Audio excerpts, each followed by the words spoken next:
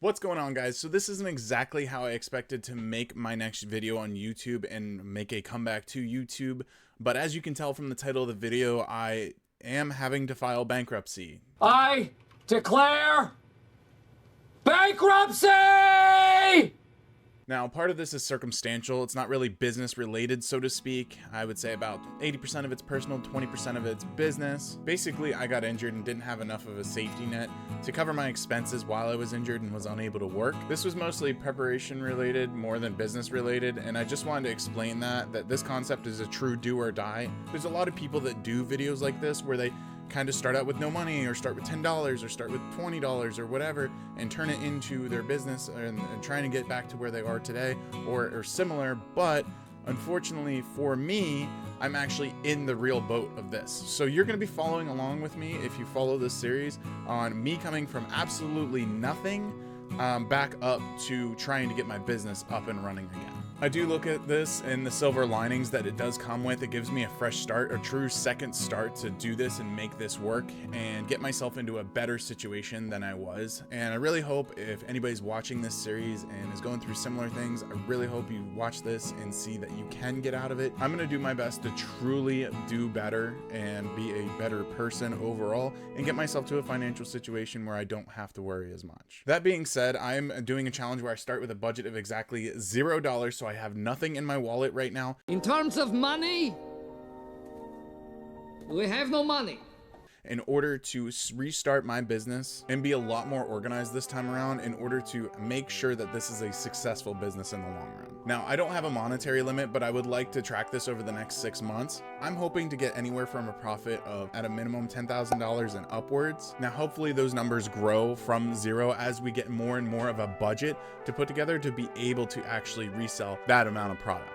I also have a YouTube goal. Now, obviously I'm not monetized. I'm sitting at 330 subscribers right now. So over the next 6 months, I would like to get another 750 subscribers, put us over that 1,000 subscriber limit. So if you guys do enjoy this series, make sure you subscribe so that way you can follow along and get notified whenever this series videos are posted. So now that we got that intro nitty-gritty stuff out of the way, let's go ahead and go over some ground rules. So the rules are as follows. I wanted to keep the rules relatively simple while also keep them fair for me, but also making sure I'm held accountable to making this a true $0 challenge. So my first rule is that all the money has to originate from the items I find for free and flip for profit. After that, cash can be used, but I can only buy with how much I currently have. No debt at all. I figured that was the thing that got us in trouble in the first place, and I wanted to make sure that it didn't happen again. Rule number 2 is that only one item per week can be sold to friends or family. I think if you just sell items to friends or contacts or people that you know, it kind of ruins the sport of this challenge. Rule number 3 is at the beginning, all platforms are fair game to sell as long as there's no upfront fees to sell items. This eliminates Amazon at the start just because there is a monthly subscription fee with Amazon. So I'm going to avoid that until we can actually afford that, but I'll talk more on that in a little bit. I want to be sure to track gas.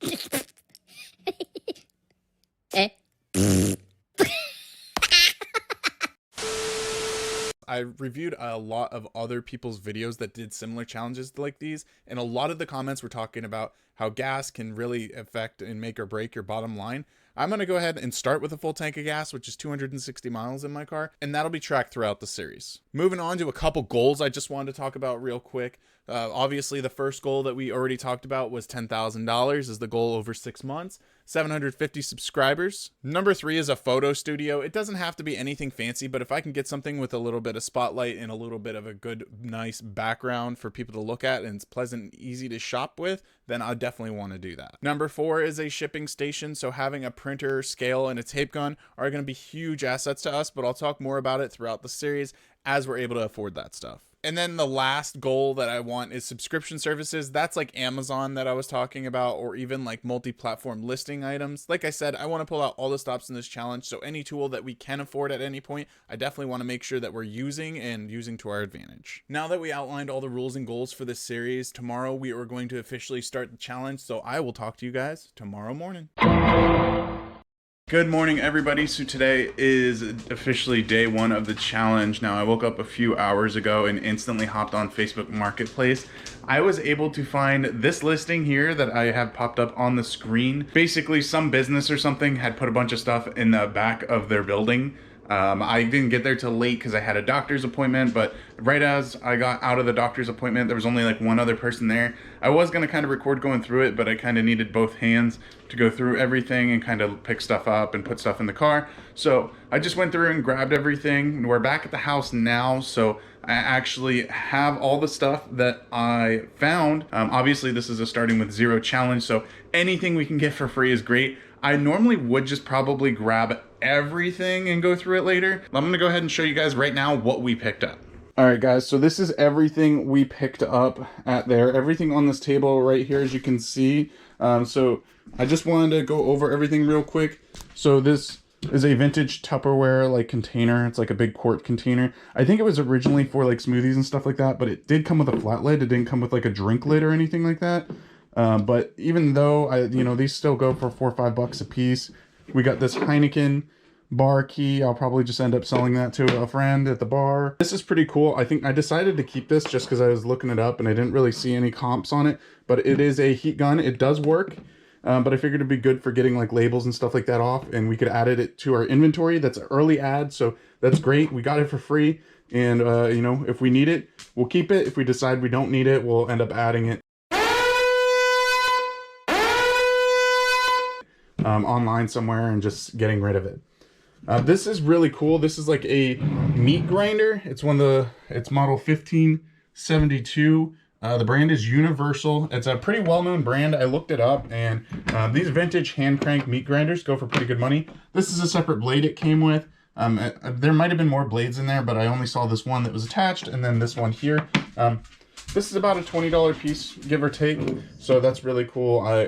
I was like, that's great for picking it up for free. These as well are... What the hell is even that? Actually pot handles. They're made by Corningware. They're vintage for sure, but basically they attach to it and you can pick up a pot with it. So very cool item to find out in the wild.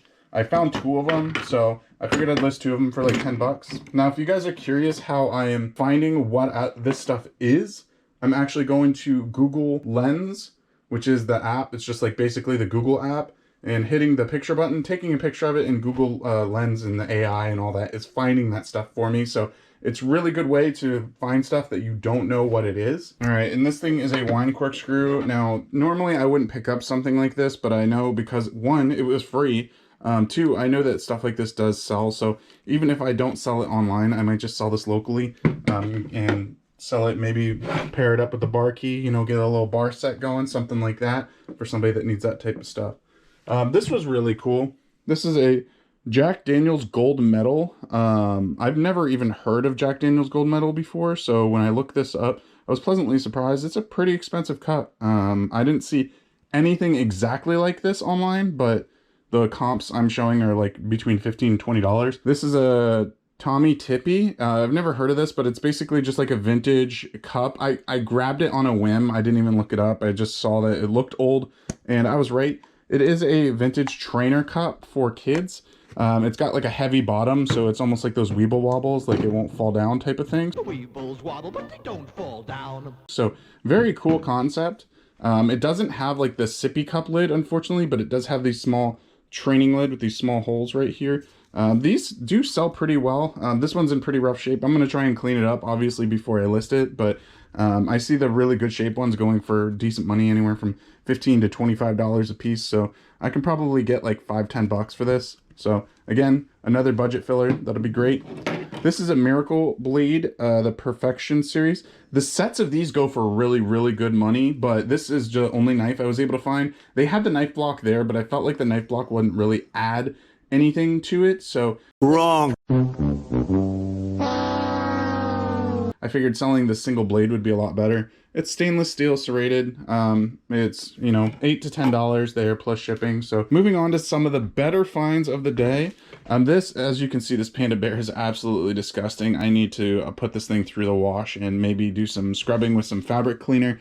But these panda bears are hard to find apparently, and this Panda House brand is apparently a really good brand. I've seen these listed for anywhere from $20 to $120. Can't really tell the difference. I figured I can get like 10 bucks plus shipping out of this one as long as it cleans up. So I'm really hoping that the effort's gonna pay off for this one. These are Club brand pots that I have here. This one didn't have a lid, unfortunately, but I did find this small saucepan with a lid here that I can probably get. I saw other ones going for $15 to $20, so I could probably get anywhere in the $8 to $10 range for this. And then I think for this bigger Dutch oven, I'm going to be able to get about $20 plus shipping. And then this one I'll probably just list for about $13 plus shipping. I might take like an offer of like 10 or something like that. Like I said, all this stuff that I got was free, so that was a great find. The one thing that I didn't actually look up yet is this Pyrex. It is made in USA and is a 2-quart. So let's go ahead and look this up together. Alrighty, so right here what I did was I went and typed in Pyrex 2-quart made in USA. Normally you can get a little bit more specific to find the exact thing you're looking for. So as you can tell, that popped up 472 results for that. So that gives you a good baseline. Okay, there's a lot of these listed. If you go down, and you can see that not all of these are specific to the type of dish that we have. Notice that most of these aren't what we're exactly looking for. This is probably pretty close to what we're looking for right here. But the best way to find out the value of something is if you go down here where it says show only, and you go to completed and sold items. If you just click sold items, it'll click both of those for you. Your results will reload. And you'll look, you're down to 51 results, and this tells you exactly what sold based on the specifics that you typed in up here. So looking at these, some of these are going for 35, 25, that's a measuring cup, 25. Now right here is exactly what we picked up today. It is a vintage Pyrex 024B36 2-quart casserole bowl made in USA Corning. Now that's a lot of words to type in, but the little bit that we typed in, just with the Pyrex 2-quart and then made in USA, that was enough specifics to actually get this pulled up for us. So as you can see, this one sold for $17.99 plus $9.06 in shipping. I'm probably going to end up listing mine for like 15, see where it goes. If it doesn't sell, at least within a couple days, or if there's some watchers on it, I'll probably send out an offer for even lower. But that is a great way to find what you're looking for specifically. So I just wanted to show that to you guys real quick. That way you guys had an opportunity to kind of see what it's like to look something up and find the value of something on eBay. Alrighty guys, that's going to do it for the video for today. Thank you so much for watching. And if you're still here, I hope you enjoyed the whole video. Hopefully next week we'll have some profit made so we can actually go out and get there and start spending some money and see where it takes us. I'm very, very excited for this series. I am looking forward to it, and I hope you guys are too. But anyways, I will see you next weekend. Step 2, get some good, some food in you. Step 3, think real hard about what you want to be. Step 4, everybody just do your thing. Wake up, today's gonna be a good day. Wake up, today's gonna be a good day. Wake up, today's gonna be a good day. Wake up, today's gonna be a good day. Wake up, today's gonna be a good day. Wake up.